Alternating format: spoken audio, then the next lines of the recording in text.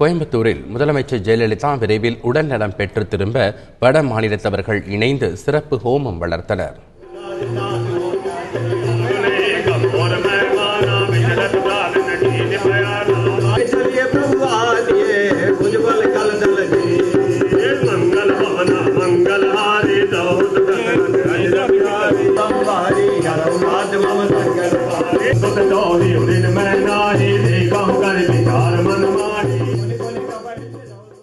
முதலமைச்சர் ஜெயலலிதா பூரண நலம் பெற வேண்டி திண்டுக்கல் கோட்டை மாரியம்மன் கோவிலில் பால்குடம், அன்னதானம் மற்றும் தங்கத்தேர் இழுத்து வழிபாடு நடத்தப்பட்டது. காலை முதல் மாலை வரை நடைபெற்ற இந்த சிறப்பு வழிபாடுகளில் வனத்துறை அமைச்சர் ஸ்ரீனிவாசன் முன்னிலை வகித்தார். இதில் அதிமுக நிர்வாகிகள் மற்றும் உறுப்பினர்கள் பலரும் திரளாக கலந்து கொண்டனர்.